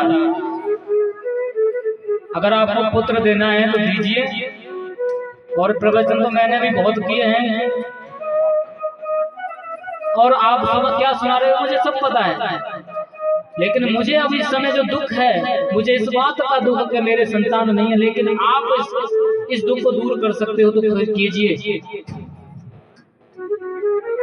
तो फिर कहते हैं कि हे ब्राह्मण देवता, क्योंकि मैं तो पहले से दुखी हूँ और आप जो है मेरे बात को नहीं समझ पा रहे हो, इसलिए मैं अब क्या करूँगा। वैसे भी मैंने अपना मन बना लिया कि मुझे आत्महत्या करनी है। या तो आज अभी इसी समय मुझे संतान दो, नहीं तो अपना सर पटक पटक कर यहीं मरूंगा और आपको पाप लगेगा इसका। तो ऐसी धमकी देते हैं। तो जैसे ही वो मरने के लिए अपने सर को जमीन में मारते हैं, पत्थर में मारते हैं, तो कहता रुको रुको रुको वही देखता हूँ, थोड़ा देखता हूँ। तो उसके मस्तक की रेखाओं को देखकर वो महात्मा जी कहते हैं हे ब्राह्मण देवता, आपके इस जन्म में तो क्या 7 जन्मों तक कोई संतान नहीं है। तो बोले फिर तो अब तो मैं मरूंगा ही मरूंगा और अब आपको इसका दंड पाप मिलेगा। और फिर दोबारा से सिर पीटना शुरू कर देते हैं। तो फिर वो महात्मा जी बोले कि ये तो मानेगा नहीं, चलो इसकी समस्या का समाधान किया जाए। तो बोले रुको रुको रुको, ठीक है मैं आपको एक फल देता हूँ, ये फल लीजिए, इस फल को आप अपनी पत्नी को देना, इससे आपको एक संतान पैदा होगी। तो उन्होंने बताया कि कुछ नियम भी हैं, थोड़ा सा इनको भी करना चाहिए। स्वच्छ रहना है, झूठ नहीं बोलना है, तपस्या करनी है, दान इत्यादि देना है और भगवान का कथा कीर्तन सुनना है। तो ये उन्होंने कुछ नियम बताए थे कि जिस माता को अच्छी संतान प्राप्त करनी है तो उसे क्या करना चाहिए, उसे भगवान के विषय में कथा कीर्तन करना चाहिए, स्वच्छता के नियमों का पालन करना चाहिए और सत्कर्म करते रहने चाहिए। और इससे उनके संतान जो है अच्छे गुणों वाली होती है। तो ऐसा उन्होंने आदेश दिए। लेकिन जब उन्होंने ये सब नियम बताए तो उनकी पत्नी का नाम तो धुमली था। तो ये ब्राह्मण देवता ये फल जो है ले जाकर अपनी पत्नी को दे देते हैं। तो जब ये फल धुंधली को मिल जाता है, धुंधली ये फल ले जाकर अपने पड़ोस में जाती है और अपनी पड़ोसन से कहती है कि देखो बहन, मेरे पति पता नहीं कहाँ से ये फल ले आए और कह रहे हैं कि इससे खाने से संतान हो जाएगी, लेकिन मुझे तो संतान प्राप्त करने की कोई इच्छा नहीं है, लेकिन मेरे पति बहुत ज्यादा दुखी रहते हैं और वो चाहते हैं कि हमारे संतान हो, लेकिन इसको फल खाने से तो मेरी समस्या बढ़ेगी। उनको क्या है, फल खा लिया और मैंने सुना है कि जो माताएं गर्भवती हो जाती है तो वो चल फिर भी नहीं सकती है। वो घर गांव में कभी चोरी डकैती पड़ गई तो मैं तो भाग भी नहीं पाऊंगी, और हो सकता कहीं कभी आग लग जाए तो उस समय भी नहीं भाग पाऊंगी मैं। फिर उन्होंने सोचा कि खाने पीने में भी जो बड़ा परहेज करना पड़ता है, मुझे तो बहुत नियम पालन करने पड़ जाएंगे। और इस तरह से बहुत दिमाग लगाते लगाते फिर उसको थोड़ा शास्त्र से भी उदाहरण देने लगी। बोली, मैंने सुना है कि सुखदेव गोस्वामी तो 12 साल तक जो है गर्भ से बाहर ही नहीं आए थे, वो कहीं मेरे साथ ऐसा हो गया तो मेरा क्या होगा। तो इस तरह से बोली कि मुझे तो बड़ा डर लग रहा है कि फल खाऊं कि न खाऊं। तो वो अपनी जो है पड़ोसन से सब पूछ रही थी। बोली, आप खाना है तो खा, नहीं खाना तो चुपचाप अपने घर जा, हमें ना पता क्या करना है, ऐसा उन्होंने बोला। तो इस तरह से धुंधली जो है अपने घर आ जाती है। तभी उसके घर पर उसकी बहन आ जाती है और इसी समस्या को फिर अपनी बहन को बता देती है कि जी ये फल दिया है, मैं इसका क्या करूं। तो बहन कहती है, हे बहन, देखो मैं आपको सलाह देती हूँ कि मेरे जो है बच्चा होगा, वो बच्चा मैं आपको दे दूंगी 1 साल बाद, लेकिन इसके लिए आपको थोड़ा सा धन मेरे पति को देना है और इस बात का किसी को पता नहीं चलना चाहिए। मेरे जो है बच्चा है, मैं अपना बच्चा आपको दे दूंगी और आप क्या करो, इस फल को कहीं फेंक दो, चलो गाय को खिला दो और आप ये दिखाना कि ठीक है जी मैं जो गर्भवती होगी, मैंने फल खा लिया, किसी को बताना मत। तो इस प्रकार से धुंधली ने वो फल तो गाय को खिला दिया और 1 साल के लिए बस दिखावा करती रही कि उसने ये फल खा लिया है। तो जब 1 साल के बाद उसकी बहन को बच्चा हुआ और उस बच्चे को चुपचाप धुंधली के पास छोड़ दिया लाकर, और धुंधली ने जो दिखाया कि उसको पुत्र हुआ है, उसने ऐसा बताया, ऐसी खबर भिजवाई। तो उसके बाद उसके पति आत्मदेव ब्राह्मण को जब ये पता चला कि उसको पुत्र हुआ है तो बड़ा खुश हुआ और उसने दान दिया, लोगों को निमंत्रण भिजवाया और जात कर्म संस्कार किए। तो इसके बाद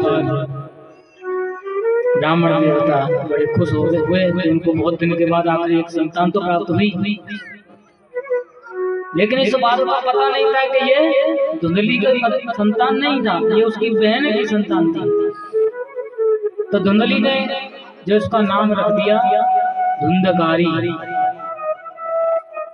और फिर 3 महीने बीत जाने के बाद गाय से भी एक पुत्र का जन्म होता है और उसका जो रूप था वो गाय के बछड़े के जो कान होते हैं, ऐसे उसके कान थे बड़े बड़े, लेकिन मनुष्य जैसे का बच्चा था।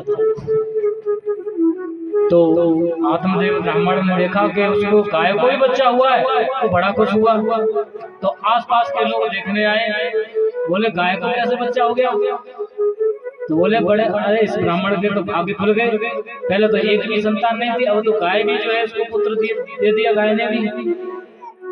तो इस तरह से रावण ने जो है उसका नाम गोकर्ण रख दिया, क्योंकि उसके कान गाय जैसे थे, गाय के बछड़े थे। तो इस प्रकार से इस आत्मदेव ब्राह्मण को 2 पुत्र प्राप्त हो गए। एक का नाम था धुंधकारी और एक का नाम गोकर्ण। लेकिन कुछ समय बीतने के बाद ये दोनों जब बड़े होते हैं, इनमें से जो गोकर्ण था वो बड़ा धार्मिक व्यक्ति, तीर्थ यात्राओं में भ्रमण करने वाला, साधु प्रवृत्ति का था और अपने पिता का आज्ञाकारी था। लेकिन इसके विपरीत जो धुंधकारी था, उसके जो किस्से थे वो सुनिए, वो क्या क्या कार्य करता था। वो बचपन से जैसे जैसे बड़ा होता गया, वो इतना खूंखार और ऐसे कार्य करता, अनेक जीवों को बैठते ही मार डालता, हाथ में अस्त्र लेकर घूमता रहता था और निर्दोष जीवों की हत्या कर देता। बच्चों को पकड़ लेता, खेल खेल में कुएं में फेंक के आ जाता और दिन भर जंगल में घूमता और ऐसे लोगों के साथ घूमता जो शिकार खेलते थे और वहां से किसी जानवर को मार कर लेकर आ रहा था। और इस तरह से वो मांस खाने लगा, मदिरा पीता था और चोरी करता था और धन लूट लूट कर लाता। और इस तरह से उसके साथ रहने वाले लोग चोर और वेश्याएं की संगति में पड़ गया और बुरी आदतों का शिकार होकर उसने अपने घर में भी उत्पात मचाया था। वो दिन भर चोरी करके, डकैती करके जो भी कमाता लाता और उसे सबको जुआ सट्टे में हार कर और फिर घर का माल सारा इकट्ठा करके बेच के आता। और इससे क्या हुआ, एक दिन धीरे धीरे उस ब्राह्मण का सारा धन समाप्त हो गया, क्योंकि उसका पुत्र धुंधकारी सब कुछ बर्तन भाड़े इकट्ठा करता वो बेच के आके खत्म। उसके बाद आत्मदेव ब्राह्मण ने देखा कि उनके पास कुछ भी बचा नहीं है और ये सब हुआ किससे, उसके पुत्र धुंधकारी के कारण। धुंधकारी के कारण इतना दुख होने से ब्राह्मण देव बड़े दुखी हुए, कहने लगे इससे अच्छा होता, मैंने तो पता नहीं था मेरे साथ ऐसा होगा, लेकिन इस पुत्र ने तो मुझे बहुत दुखी कर दिया है और अब मेरे पास कुछ भी धन नहीं बचा, मैं कैसे अपनी जीविका चलाऊंगा। और उल्टा ये मेरे साथ अच्छा व्यवहार नहीं करता, मैं क्या करूं, मैं कहां जाऊं। तभी तीर्थ यात्रा से गोकर्ण जी आ जाते हैं और गोकर्ण जी पिताजी को उदास देखकर कहते हैं, हे पिताजी आप इतने दुखी क्यों हो रहे हो। तो आत्मदेव ब्राह्मण पूरी कथा सुना देते हैं, देखो जी आपके भाई ने सारा धन बर्बाद कर दिया और मैं तो बहुत दुखी हूँ, आप कुछ बताओ, मुझे कुछ ज्ञान दो जिससे मेरे मन को कुछ शांति मिले। तो गोकर्ण जी ने कहा, हे पिताजी आप इतने दुखी क्यों हो रहे हो, तुम पुत्र के प्रति मोह में क्यों पड़ रहे हो। ये घर, ये पुत्र, ये संसार में कुछ भी अपना नहीं है और इस आसक्ति के कारण ही जीव को इस संसार में कष्ट उठाने पड़ते हैं। अगर आप वास्तव में सुखी होना चाहते हो तो आप भगवत प्राप्ति के लिए वन में चले जाइए। और कहते हैं, देखो पिताजी मैंने इस संसार में देखा है कि संसार में कोई व्यक्ति दुखी नहीं है। आप सोच रहे थे मुझे पुत्र नहीं मिला, मैं इसीलिए दुखी हूँ, लेकिन अब आपको पुत्र भी प्राप्त हो गया तो भी आपको सुख नहीं मिला है। कोई कहता है कि राजा सुखी है संसार में, लेकिन राजा कहता है कि मैं सुखी नहीं हूँ, मेरे से ज्यादा सुखी तो चक्रवर्ती सम्राट है। लेकिन चक्रवर्ती सम्राट कहता है कि मैं सुखी नहीं हूँ, मेरे से ज्यादा सुखी तो इंद्र है। लेकिन इंद्र भी ये अनुभव करता है कि वो सुखी नहीं है, ब्रह्मा जी सुखी हैं। कोई तन दुखी कोई मन दुखी, कोई धन बिन रहत उदास,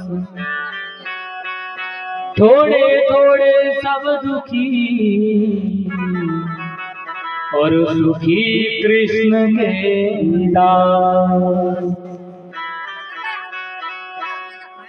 गोकर्ण जी कहते हैं, हे पिताजी देखो इस संसार में कोई भी व्यक्ति सुखी नहीं है। हर व्यक्ति किसी न किसी कारणवश दुखी रहता ही है। कोई मन से दुखी है, कोई शरीर से दुखी है, कोई धन के बिना दुखी है। लेकिन वास्तव में अगर किसी को सुख चाहिए तो उसे भगवान की शरण में जाना चाहिए, क्योंकि भगवान की शरण में जाने से ही जीव को असली सुख मिल जाता है। इसलिए पिताजी आप अपनी सारी चिंता छोड़िए और आप भगवान का भजन कीजिए और घर छोड़कर वन में चले जाइए। तो ब्राह्मण देव को समझ में आ जाती है बात और फिर पूछते मुझे कैसे वन में जाना चाहिए और मुझे क्या करनी चाहिए। तो फिर गोकर्ण जी बता देते हैं आप भगवान का भजन कीजिए और समस्त संसार का आसक्ति से मुक्त हो जाइए। भगवान का चिंतन करना, कीर्तन करना, कथा करना, मन को हमेशा भगवान में लगाना और इस प्रकार से आप जो है सारे कष्टों से मुक्त हो जाओगे। तो इस प्रकार से ये ब्राह्मण देवता अपना घर त्याग कर वन में चले जाते हैं। और इसके बाद गोकर्ण जी भी तीर्थ यात्रा के लिए निकल जाते हैं और फिर घर पर रह जाते हैं धुंधली और धुंधकारी। तो धुंधकारी एक दिन अपने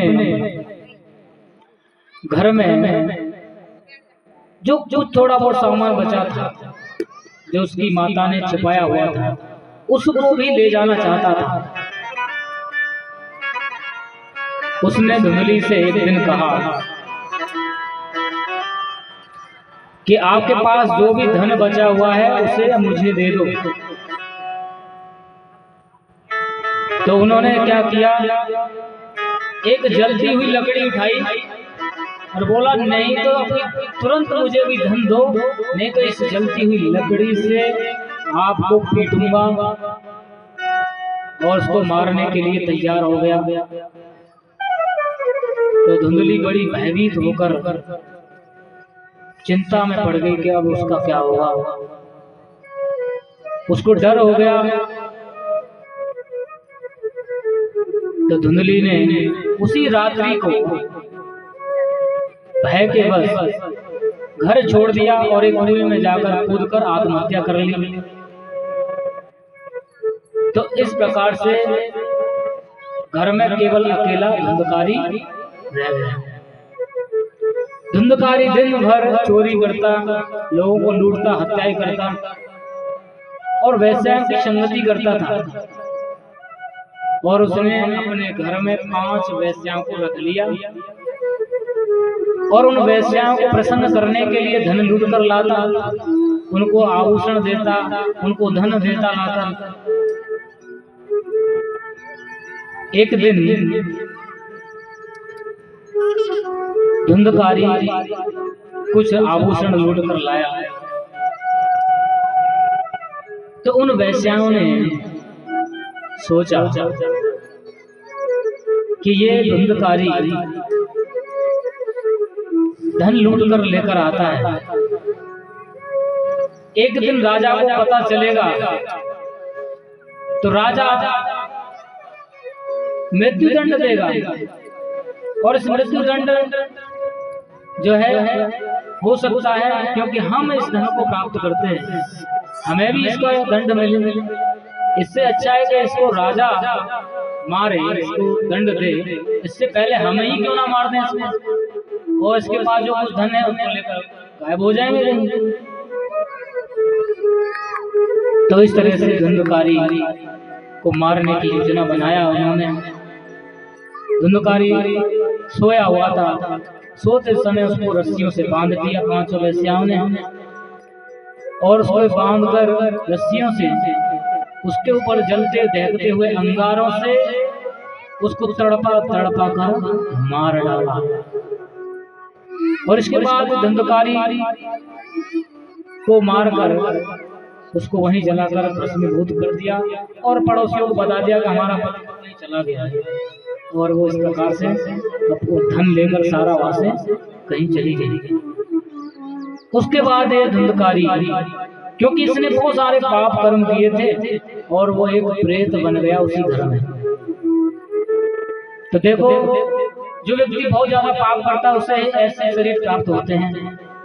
तो धुंधकारी को प्रेत योनि प्राप्त हो गई और इस प्रेत योनि में वो इतना कष्ट सह रहा था, उसको शांति नहीं मिल रही थी, वो उतना बेचैन रहता था कि उसका उपाय ढूंढता लेकिन उसको कहीं भी सुख नहीं मिलता था। एक दिन की बात है, गोकर्ण जी तीर्थ यात्रा के बाद घर लौटे, लेकिन देखा घर में कोई है ही नहीं। तो गोकर्ण जी ने रात्रि में चुपचाप घर में प्रवेश किया और आकर विश्राम करने लगे। अर्धरात्रि के समय उन्होंने एक दृश्य देखा कि उनके सामने कोई भयानक जीव प्रकट होता है। कभी वो भेड़ बनता है, कभी कोई जानवर बन जाता है, कभी अग्नि के समान जलता है, कभी देवता बनता है, कभी मनुष्य बनता है, कभी पशु बनता है, कभी रोता है। तो ये दृश्य देखकर गोकर्ण जी ने समझ लिया कि ये अवश्य ही कोई ऐसी आत्मा है जो जिसका उद्धार नहीं हुआ है, जिसने बहुत पाप किए हैं। तो गोकर्ण जी ने उनको शांत करने के लिए थोड़ा जल लिया और फिर वो थोड़ा स्थिर हुआ तो उसने बोलना प्रारंभ किया। तो गोकर्ण जी को धुंधकारी जो प्रेत योनि में था उसने सारी व्यथा कह सुनाई। उन्होंने कहा, हे भैया, मैं आपका भाई धुंधकारी हूँ, मैंने बहुत पाप किए थे और इन पापों के कारण मुझे वैश्या ने तड़पा तड़पा कर मार डाला है और मुझे एक ऐसा शरीर मिला है जिसमें मैं बहुत दुखी हूँ। हे भैया, मुझे इस शरीर से मुक्त करने का कोई उपाय ढूंढिए, भैया मुझे बचा लीजिए, मैंने बहुत पाप किए, मुझे बचा लो। तो गोकर्ण जी कहते हैं, मैंने सुना था कि आपकी मृत्यु हो गई है, मैंने गया में आपके लिए पिंडदान किया था, लेकिन इस पिंडदान से भी आपको मुक्ति नहीं मिली। धुंधकारी ने कहा, भैया आप गया में क्या आप सैकड़ों पिंडदान भी करोगे तो भी मेरी मुक्ति होने वाली नहीं है। ये भैया मुझे किसी भी तरह से कष्ट से दूर मुक्त कीजिए, मुझे बचाइए। तो इस प्रकार से गोकर्ण जी कुछ उपाय ढूंढते हैं और फिर अनेक लोगों से मिलते हैं और फिर इस घटना को बताते हैं कि इस प्रकार से उनके भाई को प्रेत योनि प्राप्त हुई है और इससे मुक्त करने का क्या उपाय, इसकी जानकारी लेना चाहते हैं। लेकिन सभी लोग अपने अपने सलाह देते हैं, लेकिन कोई सही उत्तर नहीं दे पाता है। तब धुंधकारी जो है सूर्य देव को स्थिर करते हैं और उनसे पूछते हैं कि उनके भाई के उद्धार का क्या उपाय है। सूर्यदेव कहते हैं कि गोकर्ण जी, एकमात्र श्रीमद् भागवत की कथा ही एक ऐसा उपाय है जो सभी पापी से पापी व्यक्तियों का उद्धार कर सकती है। इसलिए आप जो है भगवान की कथा श्रीमद् भागवत सप्ताह का आयोजन कीजिए, इससे आपके भाई को इस प्रेत योनि से मुक्ति मिल जाएगी। तो इस तरह से गोकर्ण जी जो है भागवत सप्ताह का आयोजन करते हैं और उस समय भगवान की कथा सुनाना प्रारंभ करते हैं। तो जैसे जैसे प्रत्येक दिन की कथा समाप्त होती है तो वो प्रेत योनि को प्राप्त धुंधकारी एक बांस, जो 7 गांठों वाला बांस था, उसके भीतर प्रवेश कर जाता है और बड़े ध्यान से कथा सुनता है। प्रत्येक दिन की कथा सुनने के बाद बांस की एक एक गांठ फटती जाती है और 7वें दिन 7 गांठ फटती है और उससे एक सुंदर दिव्य पुरुष प्रकट होता है जो चतुर्भुज रूप में होता है। और उसी समय वैकुंठ से भगवान के पार्षद विमान लेकर प्रकट हो जाते हैं और धुंधकारी को उसमें सवार करते हैं और भगवान के धाम ले जाते हैं। तो उस समय गोकर्ण जी ने वहां पर उन सभी लोगों से कहा, जब वो पार्षद आए थे तो उनसे पूछा, आप केवल इनको ही क्यों लेकर जा रहे हो, कथा तो सभी ने सुनी थी।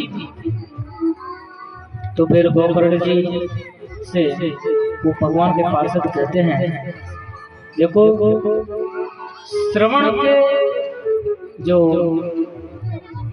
फल जो है अलग अलग प्रकार के होते हैं। आपको पता है इस धुंधकारी में बिना खाए पिए 7 दिनों तक ध्यान पूर्वक इस कथा को सुना, इसका स्मरण किया है, इसका मनन किया है और इसने 7 दिन तक इस कथा को सुना, इसलिए इसको फल जो है पूरी तरह से प्राप्त हुआ है। लेकिन जिन लोगों ने बेध्यान से कथा सुनी है इसलिए इनको फल नहीं मिलेगा। अगर यदि आप चाहते हो कि ये भी भगवत प्राप्ति करें तो ये ध्यान पूर्वक कथा सुने तो ये भी भक्ति मुक्ति को प्राप्त हो जाएंगे। तो उन्होंने कहा कि देखो, ध्यान पूर्वक श्रवण न करने से व्यक्ति को श्रवण का फल नहीं मिलता और मन के विचलन से जब व्यक्ति किसी मंत्र का जप करता है तो उस मंत्र का फल नहीं मिलता। और जब कोई व्यक्ति इसी प्रकार से उन्होंने बताया है कि यहाँ पर जो कथा हुई है उन्होंने जो है ध्यान पूर्वक नहीं सुनी है, तो फिर से धुंधकारी गोकर्ण जी जो है कथा कहते हैं। तो उस समय सभी व्यक्ति जो है विमान में चढ़कर भगवान के धाम को चले जाते हैं। बोलिए श्रीमद् भागवत महापुराण की जय। तो इस प्रकार से इस भागवत की कथा का श्रवण करने से पापी से पापी व्यक्ति का भी उद्धार हो जाता है। हमने इस उदाहरण से ये सीखा किस प्रकार से धुंधकारी ने प्रेत योनि को प्राप्त करने के बाद भी भगवत प्राप्ति की। तो इस तरह से ये भागवत महात्मा की कथा आज हमने आपको सुनाई। कल हम भागवत जो कथा है प्रारंभ करेंगे।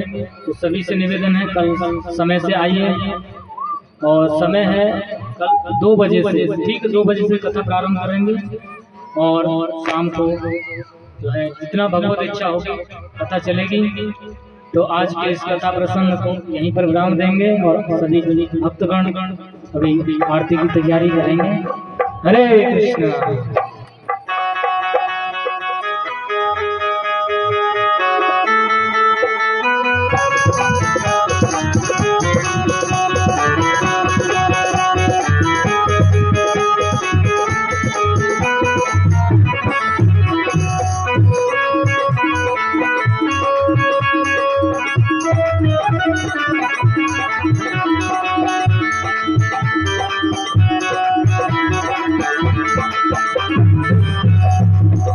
मेरा दिल तो दीवाना हो गया मुरली वाले तेरा, मेरा दिल तो दीवाना हो गया मुरली वाले तेरा, मेरा दिल तो दीवाना हो गया मुरली वाले तेरा, मेरा दिल तो दीवाना हो गया मुरली वाले तेरा, मुरली वाले तेरा, कमली वाले तेरा,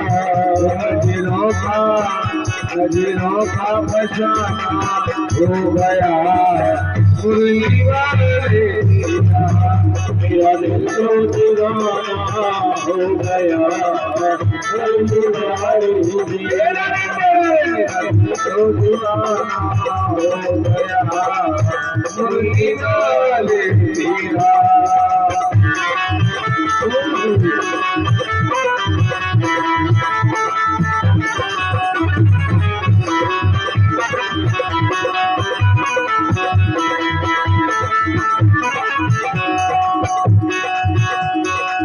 जब से नजर से नजर की गई है, जब से नजर से नजर की गई है, जब से नजर से नजर की गई है, जब से नजर से नजर की गई है, जब से नजर से नजर की गई है, जब से नजर से नजर की गई है, उजड़ी चमन की कली खिल गई है, उजड़ी चमन की कली खिल गई है, उजड़ी चमन की कली खिल गई है, चमन की कली खिल गई, क्या नजरे दीवाना हो गया मुरली वाले तेरा, मेरा दिल तो दीवाना हो गया मुरली वाले तेरा।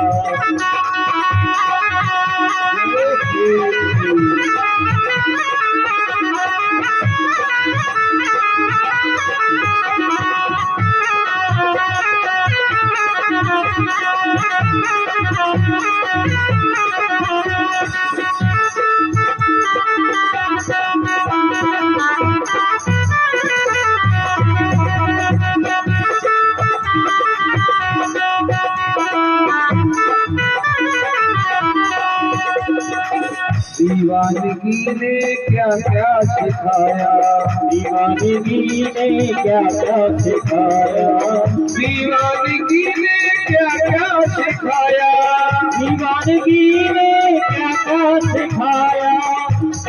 हे श्याम सुंदर, हे श्याम सुंदर, हम तुम्हारी राह में कुछ ऐसे भूल भूल चले, हम तुम्हारी राह में कुछ ऐसे भूल भूल चले, तुम हमारे हो या ना हो, पर हम तुम्हारे हो चले।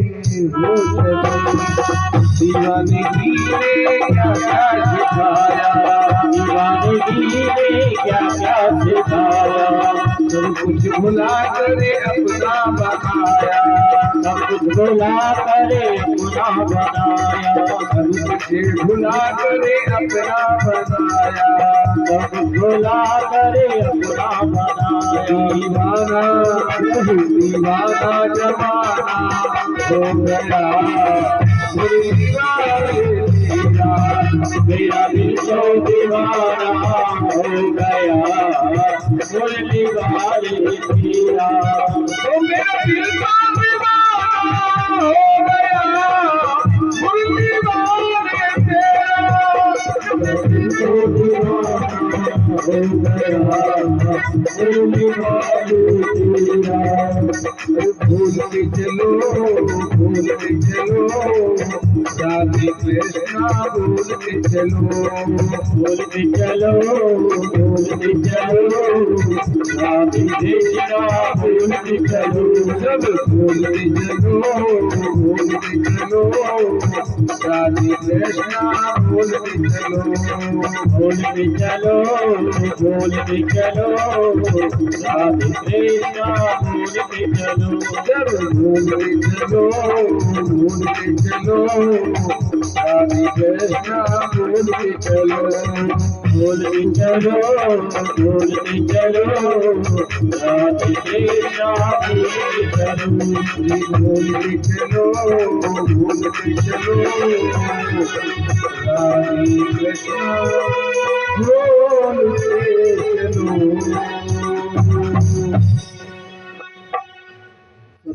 अपने अपने स्थान पर आप खड़े हो जाएंगे और परीक्षित जी महाराज आरती का फल ले लेंगे उनके साथ में।